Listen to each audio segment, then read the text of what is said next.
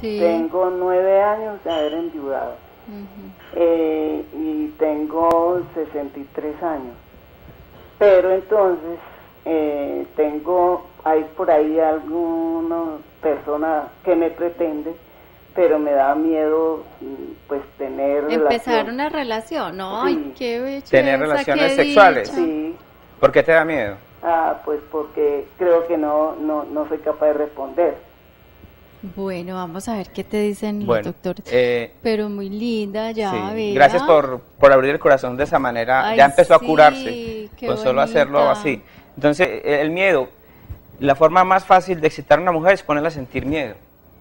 Porque el ¿Sí? miedo libera la adrenalina y la Dios, adrenalina es no. la molécula del placer. Ay. Entonces, al consultorio llegan pacientes incluso con síndrome de pánico, temblando, Sí. temblando de pánico, de miedo. Además, el pánico, el miedo del pánico es un miedo inventado, miedo que se va a ahogar cepillándose los dientes. Son miedos absurdos. En realidad, el cerebro se está masturbando con la idea del pánico. Uno le dice, no, siente esa pulsación, mire que es igual a la excitación sexual, y automáticamente se excitan, ¿sí? Entonces, ella puede dejar ese temor entonces. El temor, meterlo dentro de la misma fiesta. Es que el temor Sí. es lo que más excita. Yo vi una paciente que me vino de Estados Unidos, colombiana, pero cuando llegó me dijo, yo he vivido una cadena de abusos desde niña. Mi padre me abusó. Y cuando dijo eso, se sentía que irradiaba erotismo cuando lo decía. Y dijo, y me he casado 2 veces con 2 tipos perfectos, santos, pero los 2 se volvieron malos y me agredían. Y el último, cuando me tenía con un revólver contra una esquina amenazándome, y yo temblando del susto, me abrazó, y cuando me abrazó se eyaculó. Entonces uno, pues, O sea, uno que no la entiende común eso denominador era con la ella. lógica. Pero la energía es que la mujer cuando está vibrando de susto realmente está excitada, ¿sí? De hecho, la excitación es miedo, es el sistema límbico. El miedo es el sistema límbico. En cierta forma, por eso la gente ve películas de terror, por eso la gente se tira en parapente, porque el miedo excita, el miedo activa el corazón. Entonces, la sexualidad tiene una ventaja muy bonita. Dios la puso ahí para que convirtiéramos lo peor en lo mejor. Qué bueno.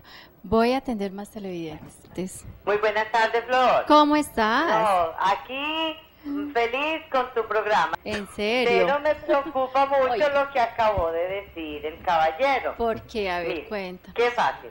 Que las mujeres sí, el miedo la excita. Y entonces podemos llevar a eso lo que él acabó de decir, a que muchos maridos maltratadores digan, bueno, entonces si la excita, entonces venga yo la porreo para que la excite. Sí. Ese era un comentario que Ay, yo qué- no, me escucha primero y después lo escucho por el televisor. Excelente, excelente. Muy buena pregunta. Mire, a ellas se Excelente. fijan Y yo le recomiendo a ese marido que la siga agrediendo, pero no con golpes, sino que es una terapia que se paran mirándose a los ojos y alegando con números, 1, 2, 3. Y es que la mujer tensiona, la mujer excita, erecta. Entonces, a veces el cerebro, lo que le decía del tipo, el cerebro del tipo que es un cerebro primario, instintivo, siente ganas de apretar, de morder. Uno cuando está haciendo el amor siente ganas de morder, de apretar, hasta decir palabras groseras, pero de amor. Se pierde de pronto esa resonancia y se convierte en agresividad. Entonces, la terapia es pelén, pero mirándose a los ojos y alegando con números, 1, 2, 3, y deje que le abra los ojos y deje que le grite, que seguro que se excita con usted. Entonces, ya, pues, usted deje que le griten porque usted va a oír allá el cerebro suyo decir, ay, me está hablando de mi mamá, ay, me está hablando de lo que hice, o sea, pero no le está diciendo nada, pero eso le está desbloqueando a usted el cerebro, ¿sí?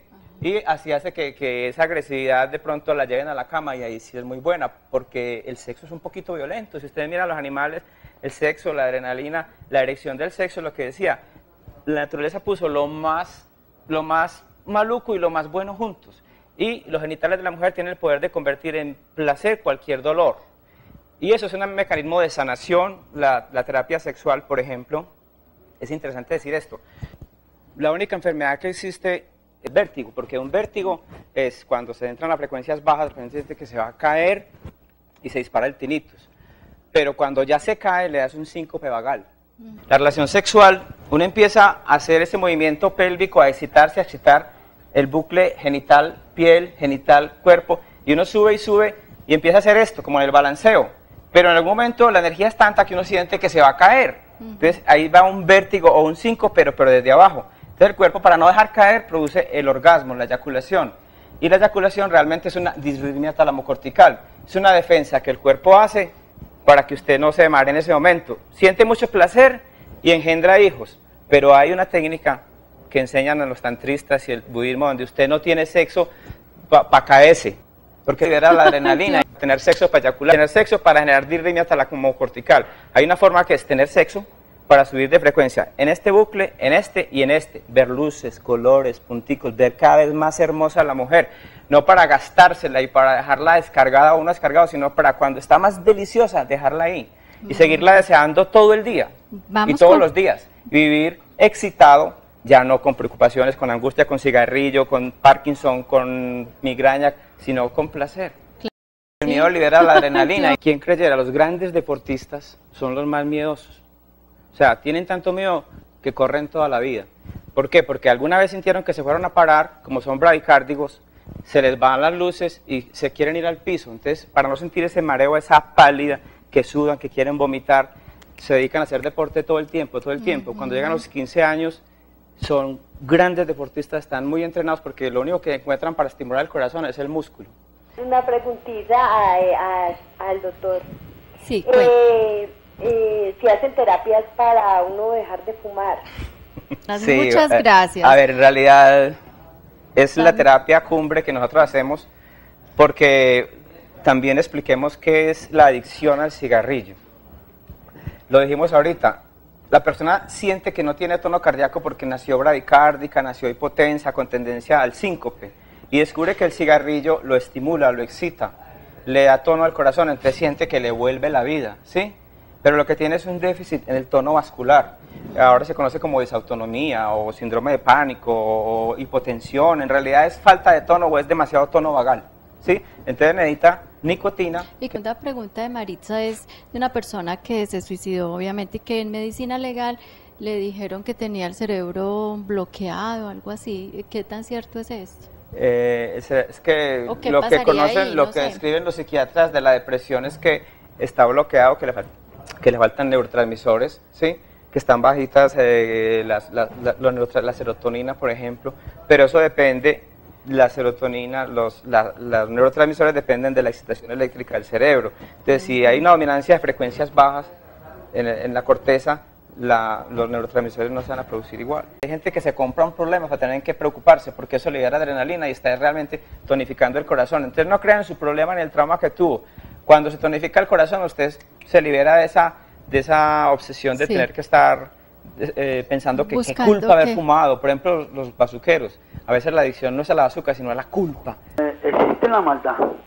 Sí. Existe la maldad y mi niño estuvo un año enfermo con el mal de ojo.